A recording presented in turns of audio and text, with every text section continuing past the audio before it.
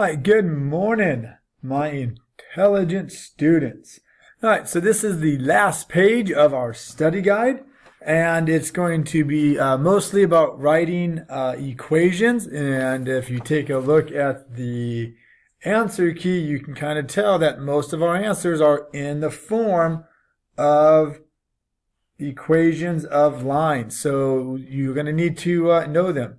So first of all, if you take a look, most of these are written in this form right here, our favorite, y equals mx plus b. And remember, that one is called the slope-intercept form.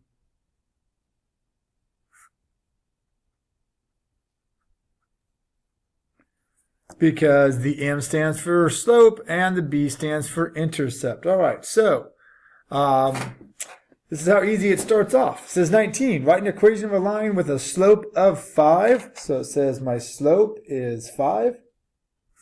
And a y-intercept, which we now know is b. If you don't, draw an arrow. It has a y-intercept of -3. So now we just plug in these two letters. Y equals m5 x. And instead of saying plus, I can just go -3. You can go plus -3, that's fine also, but that's it. Okay, so that's how easy this starts off. Now this one says write an equation of a line with a slope of 3 and contains a point. So we have a point and we have a slope. And guess what? We have an equation for that. And it's called the point slope. So y minus y1 equals mx minus x1, right? And that is because it has a slope and my point is my x1 and y1. So first step, label. So x number 1, y number 1. And then this is as easy as that we do over here, is we simply put these in. So we have y minus, we put our slope, which is 3. We save that for the m spot. So where's my y1? There's my y1, it's 5. Equals, what is my m? My slope is 3. X minus, and what's my x1? It is 5. I'm sorry, it is 4. So at this point, we just simply solve for y. So I distribute my 3, and I get 3x minus 12, and this is y minus 5.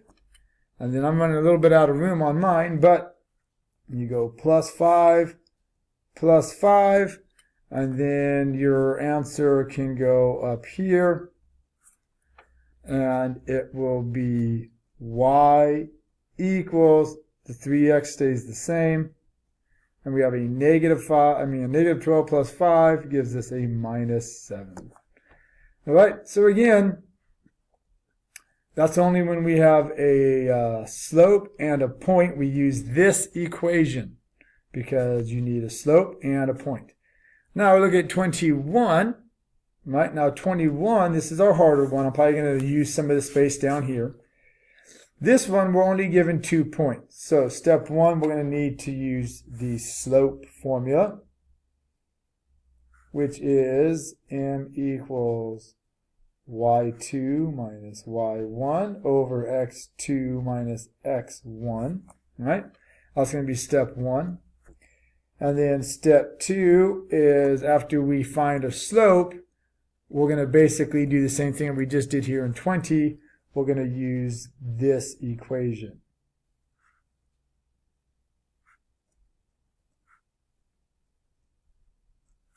All right, so let's go ahead and start this one.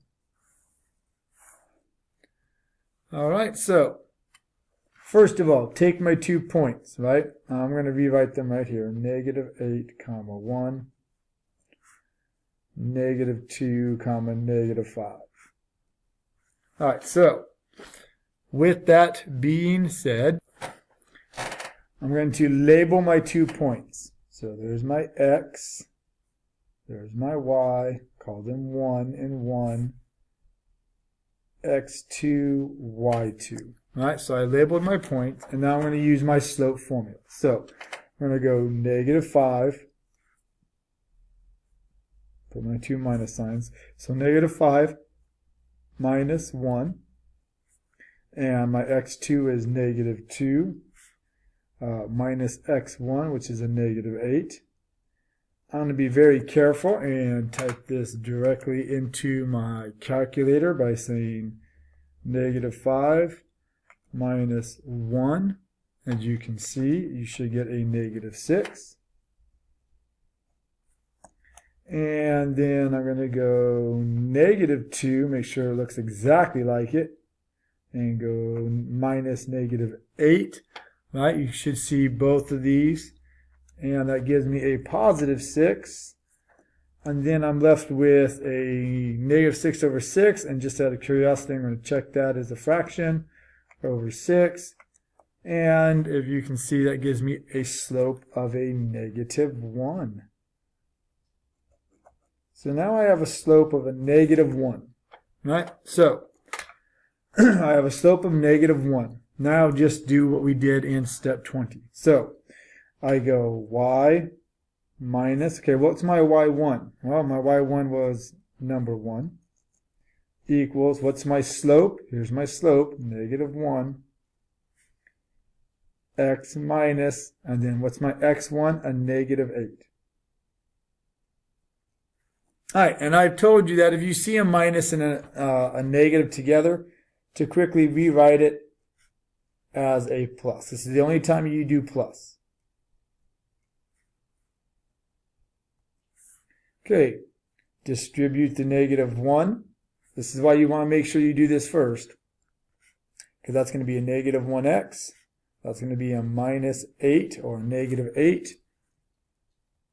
And then I'm going to go +1, +1, and I have y equals -1x minus 7. And that is your answer for number 21. Okay, so that one takes up a lot of space, so make sure you do use it. All right, so let's back up to 22. Parallel lines have the same, okay, parallel, that's very key, they have the same slope, okay? So it's same slope. That's what they have. That's the difference between parallel lines. Perpendicular lines, they do intersect at 90 degrees, and they have opposite reciprocals. That's the two biggest. So it should be A and B, and you just have to know that stuff. Okay, so now what you've been doing the last 2 days is write an equation of a line that is parallel to y equals -3x plus 6, passing through the point. So again, we're going to be using this equation. Y minus y1 equals m, x minus x1. And because you're going to be using this, let's label x1, y1. Now, the key phrase here is parallel, and we already know that parallel means what? Same slope. So what's my slope of this one? My slope right here is -3. So I'm going to use that slope inside this equation. So plugging this stuff back in, I'm simply going to get y minus, what's my y1? 5. What's my same slope because it's parallel? -3. X minus, and then I have a -3. And then again, remember what happens when you see this? Let's rewrite this equation. So we'll go y minus 5 equals -3 x, and because of the minus and the negative sign, make it +3. And now we can distribute. So we'll get y minus, not equal sign, y minus 5 equals -3x. -3 times a +3 is a -9. And we're going to go +5, +5. And my answer will be y equals -3x. Negative 5 plus 5 is a minus 4. All right.